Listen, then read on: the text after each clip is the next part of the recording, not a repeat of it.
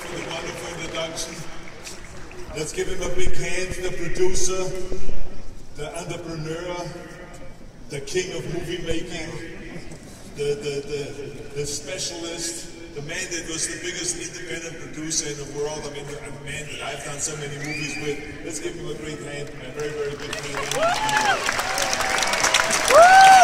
Thank you, thank you.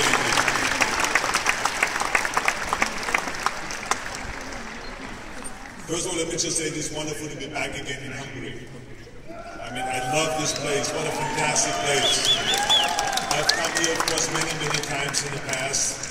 I've come here to work out with my bodybuilding friends. I've come here to visit, to come on vacation. I came here to promote my movies. And of course, I also did a movie here, Red Heat, in 1988. What a great experience it was to be here and to do a movie with Andy Mania and to enjoy the great workmanship of the Hungarian people, the great acting, the great stage building and all that. So it was really a wonderful experience. But today, I'm here for this exciting event here called Success Day of 2015. I never thought that I'm going to come to Hungary and do a success speech here in Budapest. Yeah. But here I am with some great entrepreneurs and pioneers. And I love this kind of an energy that I see here in this auditorium. So it is wonderful to be with all of you today.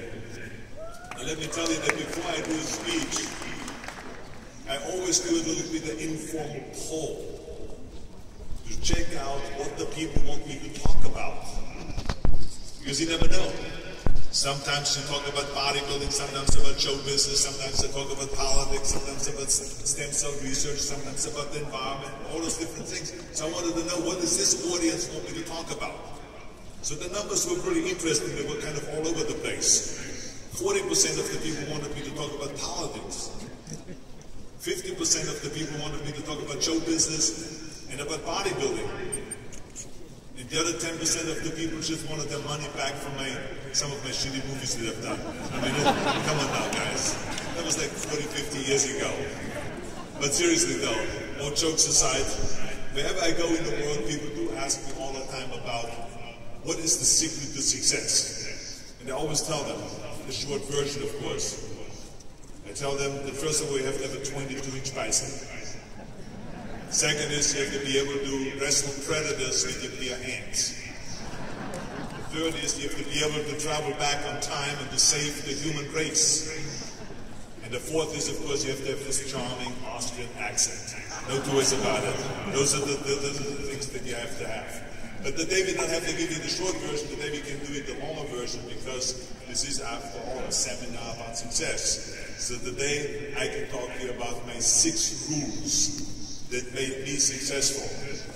I believe that these rules can apply to just anybody. It doesn't have to be someone that wants to be a bodybuilding champion or a leading actor or governor of the state of California or anything like that. Anyone that is interested in excelling, anyone that is interested in improving, those rules are for you. I also want to tell you that I have not always picked many goals and many visions. But the ones that I had, I went after them with vengeance. I always was very, very intense. I always wanted to be the best. I always wanted to get to the top. I never was happy with just getting by. To me, there was a difference between just living and existing. The majority of people just exist. I wanted to live. I wanted to live fully. Now, that doesn't mean I have anything against those people that just want to get by. If you just want to get by and just be happy, I know there are many paths to happiness. So if that's what your goal is, so be it. But I'm not so sure that that's why you're here today. I think you're here today because you really want to learn and you want to excel because you're hungry for more. You want to also get to the top in your field. So these are my rules here. First rule is find your vision. Now, to me, this is the most important rule simply because if you don't know where you're going, you're not going to go anywhere. You can have the best ship in the world, you can have the best airplane in the world, but if the captain or the pilot does not know where to go, he's going to just drift around, float around, never going to end up anywhere, or definitely at the wrong place. And the same is also with life. If you don't have a direction, if you very clear vision of where you go, and a clear dream that you don't know where to go. And I think this is a very big problem. Let me just tell you the way I have created my vision. I grew up in Austria, as you know. After the Second World War, we were occupied by the Allied forces. There was famine, there was starvation, there was misery. And to me, the whole place just felt too small and constricted. I couldn't wait to get out of Austria. I couldn't wait to get away from there because I could not see myself to be working in a factory somewhere or in a shop or to be a farmer or something like that. I couldn't even see myself following my father's footsteps, being a police officer, even though that's what my parents wanted me to do. They wanted me to follow my father's footsteps and to have the traditional Austrian life, to be a police officer and to marry a girl by the name of Heidi, and to have a bunch of children, and to run around like the Von Trapp family in the sound of music. But that was their vision. That was not my vision. My vision was much bigger, much larger.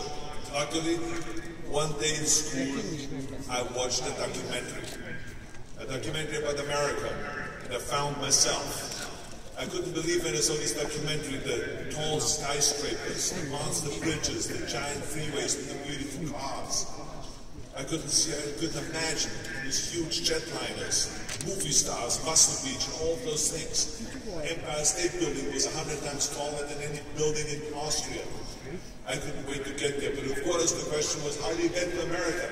In those days it was like that common of a thing that you just buy yourself a ticket and you fly to America. And then one day I walked around in the town of Graz after my school, and there I saw a sporting goods store where they sold magazines, bodybuilding magazines. And there was on the cover a guy by the name of Reg Park, and he was in a lion club, posed like Hercules. He looked monstrous, he looked fantastic. And I was so intrigued by his physique, by his body, that I bought the magazine immediately. And I read the article as fast as I could about him, how he became Hercules. Because on the cover of the magazine it said, Mr. Universe becomes Hercules. So I wanted to hear that story, I wanted to read about that. And I read about how he grew up poor in Leeds, in England. And how he trained 4 or 5 hours a day and became Mr. Great Britain.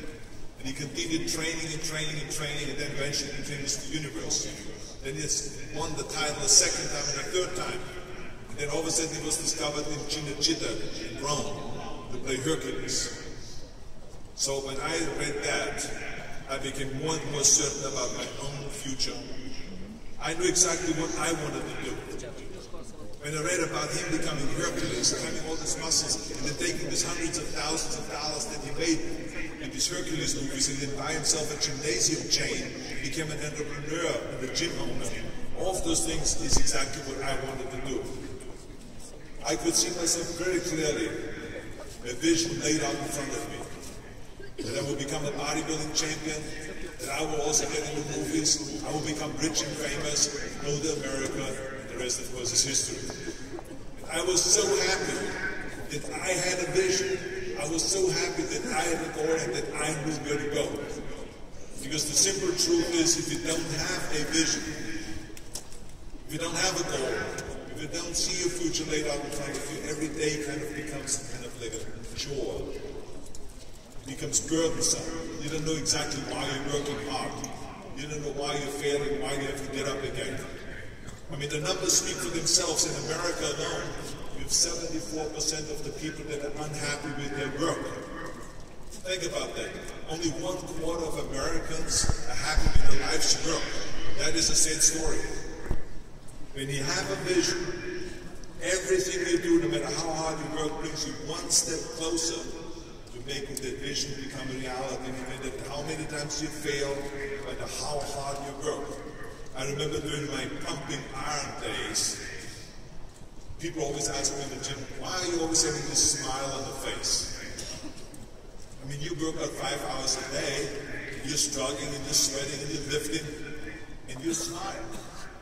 And all those other guys in the gym have a sour face because they have to do another set and another rep, and they have to work out. And I always told myself, because I have a very clear vision, I know that every set that I do in the gym, every rep that I do in the gym, will get me one step closer to to that goal, to that vision that I have to become Mr. Universe and standing on that stage.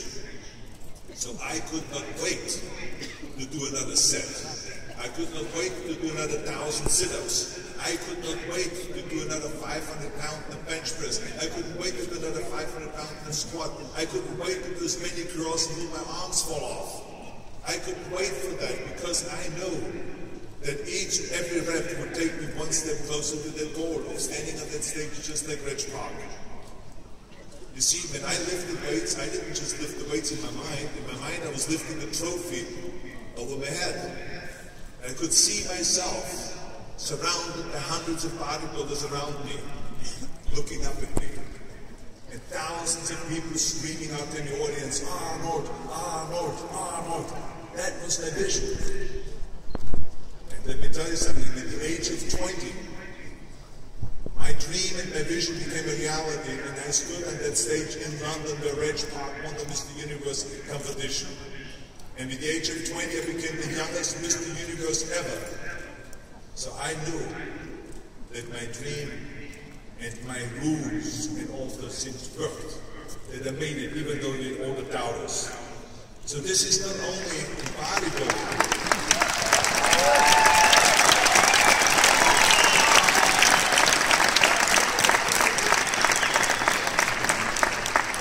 But this was not just in bodybuilding. It was in everything like that. It was like this in show business. It was like this when I ran for governor. Whatever big goals that I had, it was the same thing. It was the vision that was so important. I remember very clearly when we did the scene in Conan the Barbarian. We were filming in Spain, and I was crawling through the rocks and gravel with a sword in front of me. And I was crawling up to this one guy, and I was crawling on rocks and gravel that made my knees and my elbows bleed. So after 10 takes, the director saw my elbows and my knees bleed, and he said very sheepishly to me, Arnold, do you mind doing another take? I need a close-up of you when you do this with the sword, that scene. But I know you're in pain. And I said, no, forget the pain. I'm not bleeding. Pay no attention to any of that. Because you see, I saw in my vision the finished scene of me crawling up behind Thulsa Doom, the man that killed Conan's parents. And then rising up behind him with the sword and cutting his head off. And I saw his head spinning in slow motion through the air, with blood spurting all over the place. And the audience in the theater screaming. That's what I saw. Even though that scene was not edited or shot yet. But I saw that scene, and that's why I didn't feel the pain. I could care less about the blood on my elbows and on my knees, because I had a very clear vision. And to me, the pain was temporary. But the scene in the movie, in the Conan movie, was permanent. That was the difference. And this is why I did scene after scene and take after take, and then didn't pay attention to it. So it's the vision that really cares. It really takes you through those things. Discover your vision, and the rest will follow. This is the most important rule. That leads me to the second rule.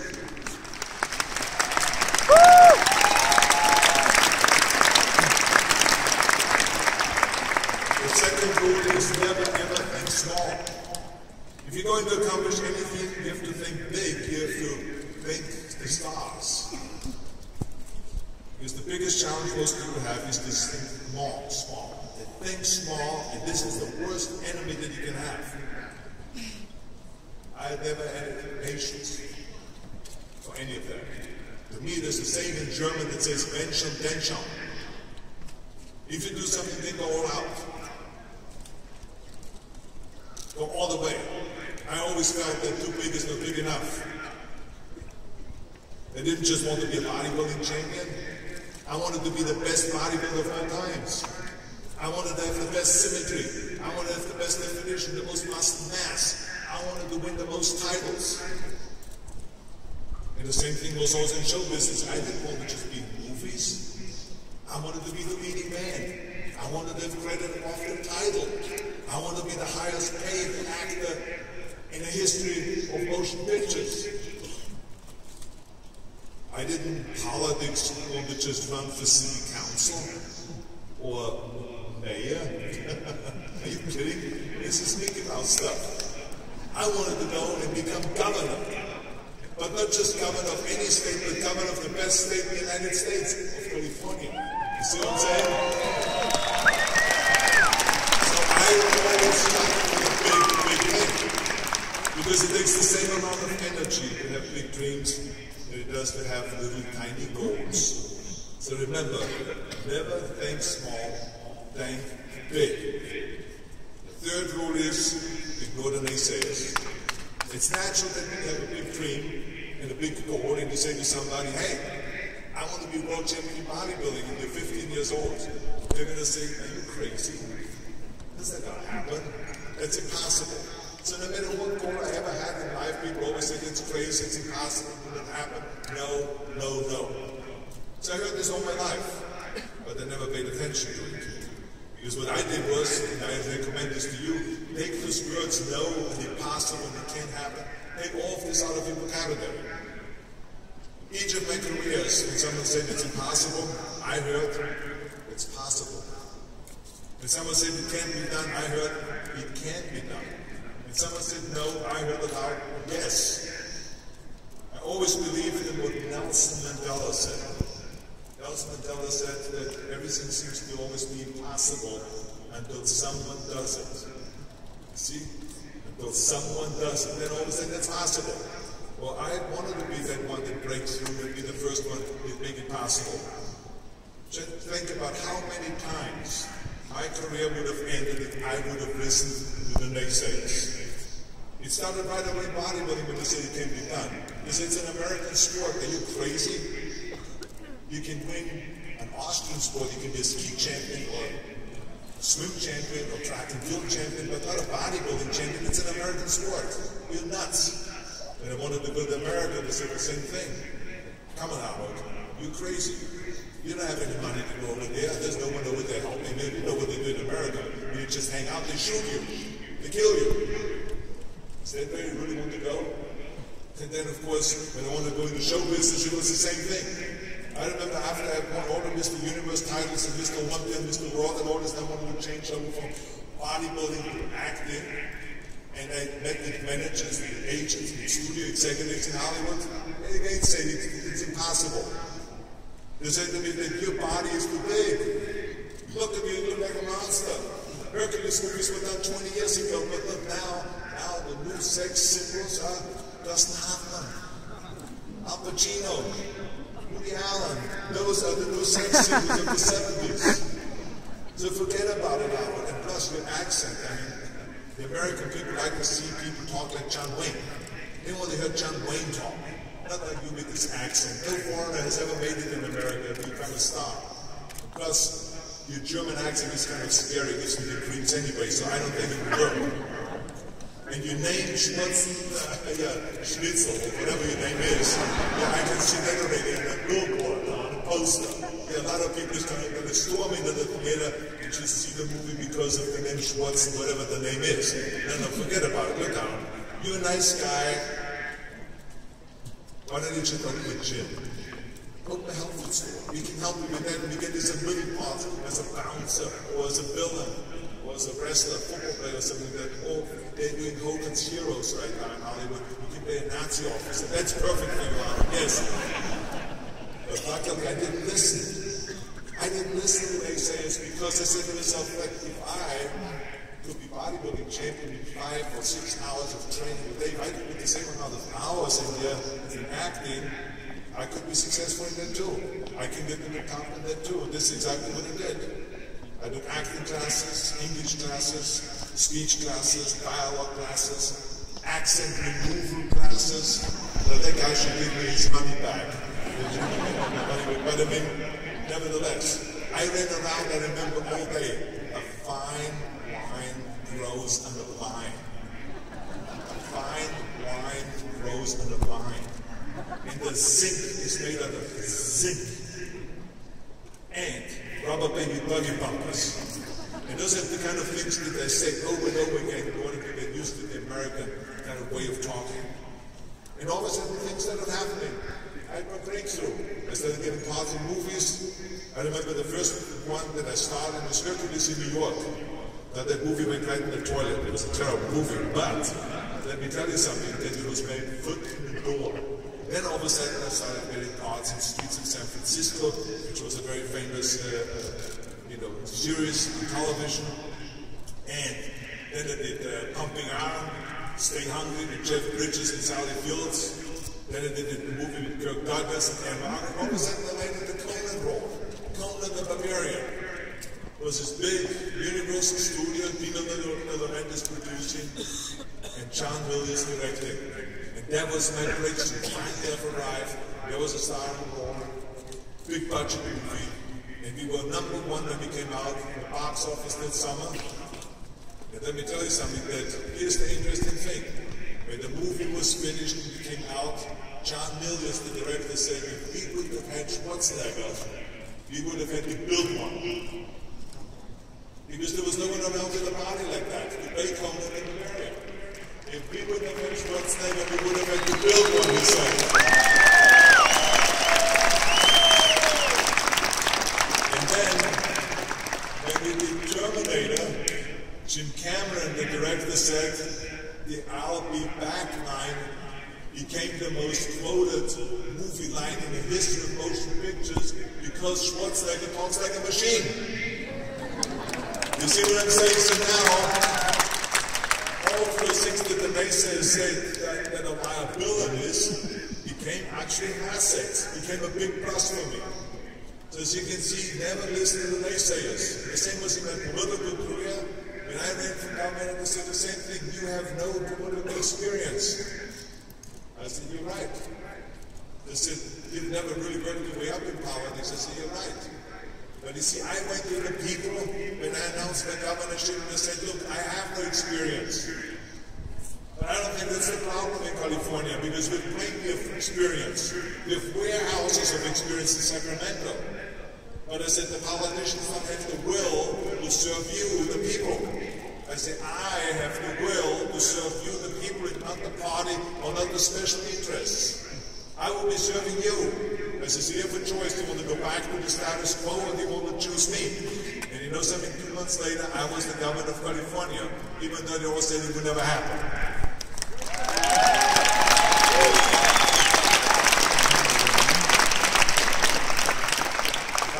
Listen to the naysayers, I would still be in the Austrian Alps yodeling. That's all I can tell you. So never ever listen to the naysayers. And my fourth rule is forget plan B. How many times do you see people when they make a plan, a feature in every sport, and you go golfing, they say keep the eye on the ball. Don't raise up your head before you hit the ball. Keep the eye on the ball. When you play tennis, they tell you keep your eye on the ball. When you play football, when you play soccer, always keep the eye on the ball. Stay focused. So this #1, you take your eye off the ball when you look at plan B. But #2, you've already the outside doubters. The people that say it can't be done, and I don't believe that you can do that, that's impossible. So if the outside doubters, and now if someone within you that is doubting yourself, because if you already go from plan A to plan B, that means that you don't have 100% faith in yourself in plan A. So now you have an outside doubter and you have an inside doubter. There's no one in the world that has ever made it. No one ever became successful when you doubt yourself within and also the outside doubters. So forget about that. As a matter of fact, there's a famous writer that wrote, his name was Samuel Beckett. He said, ever tried, ever failed, no matter. Try again, fail better. That's exactly the way I feel. Just stay on plan A, your plan B should be focused on plan A. And then when you fall, get up again. And move forward. Because remember, the only one that is a failure is that stays down. The one that gets up is never a failure. So keep getting up and keep moving forward. Focus on your vision, be relentless, fail, but get back up again. There is no plan B. Now the 5th rule is work your ass off. Work your ass off. Nobody ever stumbled upon success by accident except maybe the guy in California that dug and found gold and started the gold rush. But I wouldn't count on being that guy. I think that the most important thing is that you work your butt off. I always believe in leaving no stone unturned. Work, work, work. Muhammad Ali, one of the great heroes of mine from the 70s, had a great line in the 70s.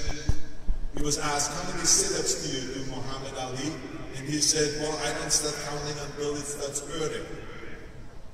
See, that's what makes you a champion. That's what makes you a champion. That's why. That's the way it is with everything. No pain, no gain.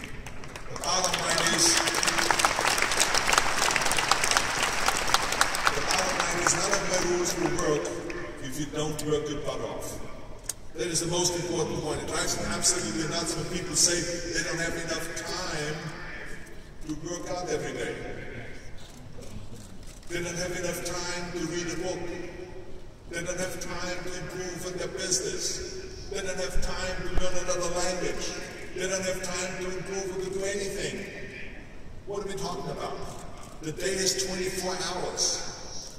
24 hours. You sleep 6 hours.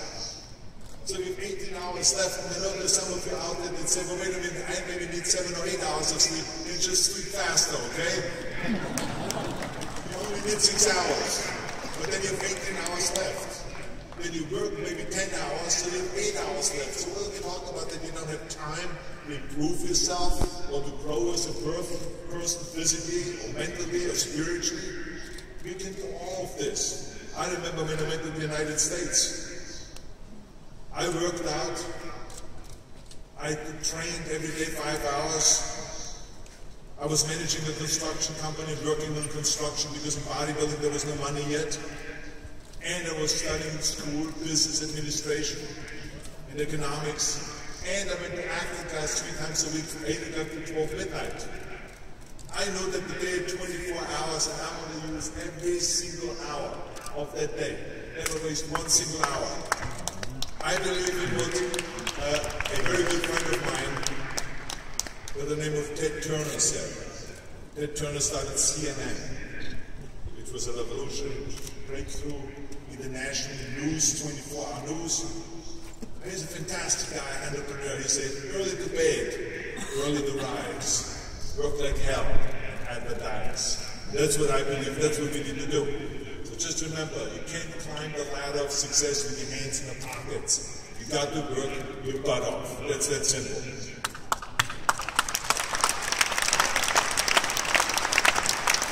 And my 6th and last rule is, don't just take. Give something back and change the world. Leave your mark in the world. I believe that we all have an obligation to do something for our community, something for our state, something for our country. I mean, let me tell you something. We must serve a cause that is larger than ourselves. We cannot be just selfish and think about ourselves. Because we all know that in the end we're all going to be judged. But not how much we have made them, but how much we have given. Ever since America greeted me with open arms, I felt this sense of obligation to give something back to America. Today I know that everything that I've accomplished in my life is because of America.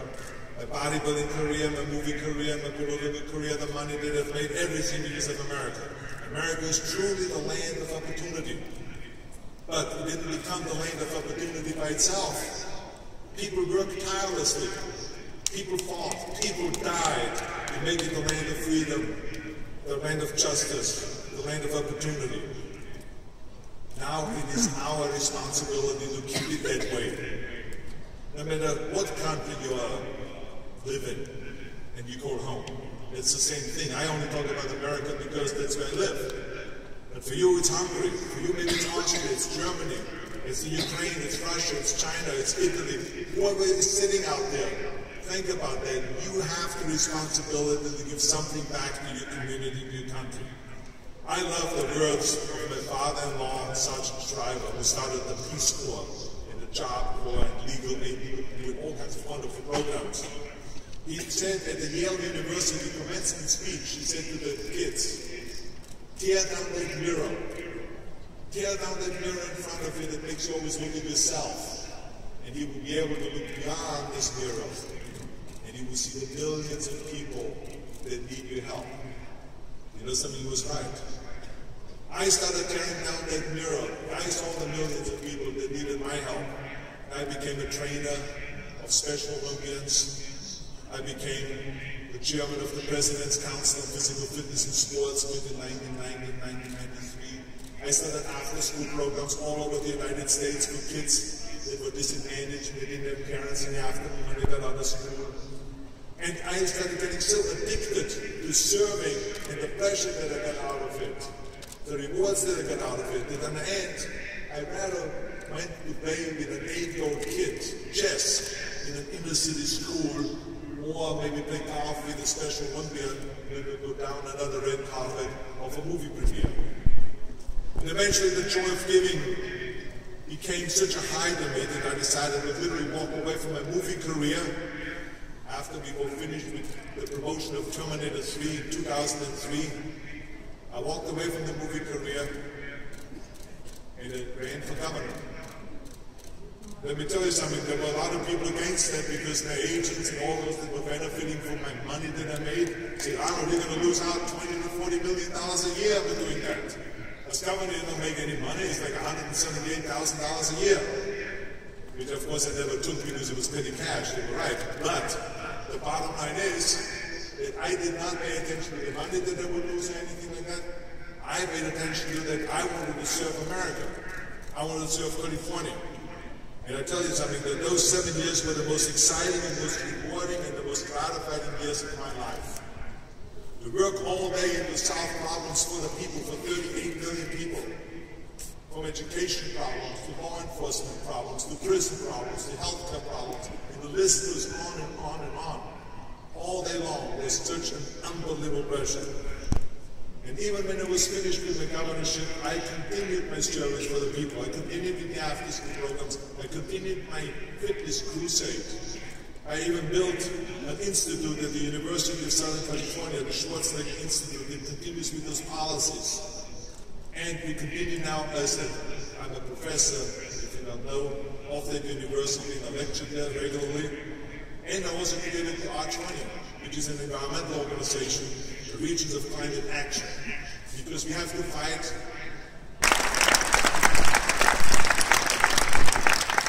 Each of us has the power to be the change we wish to see in the world.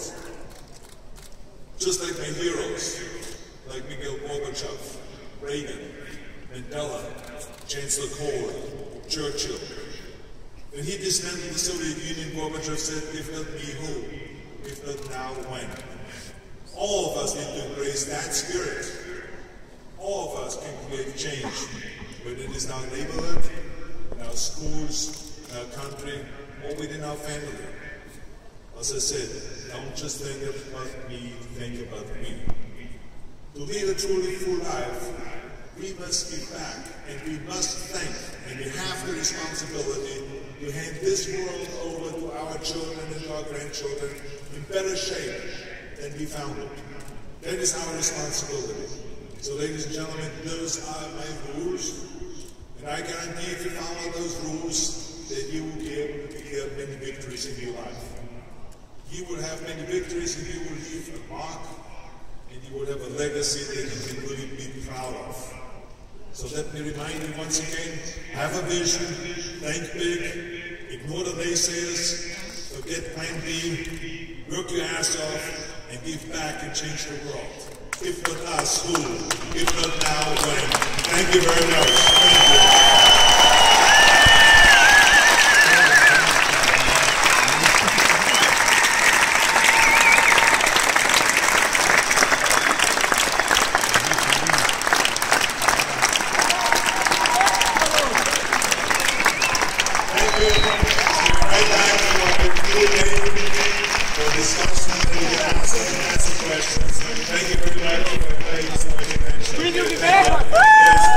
I'll be back.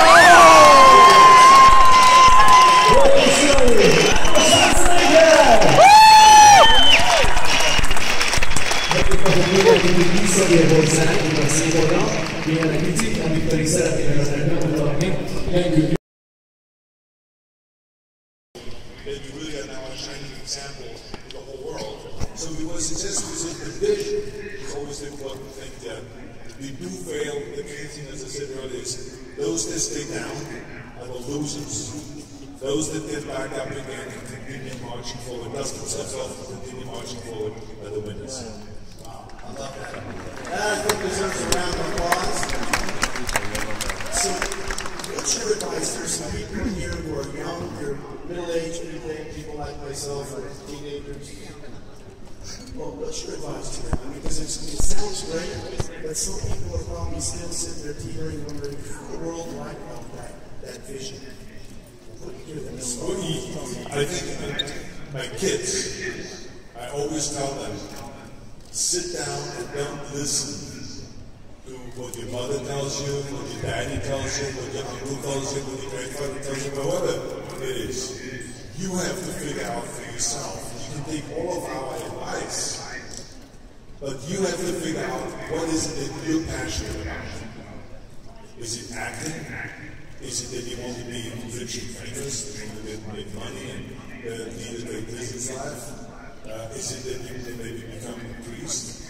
What is your goal? It doesn't matter what you think. What is it that you feel very strongly about? And I think that if we spend time thinking and searching deep inside rather than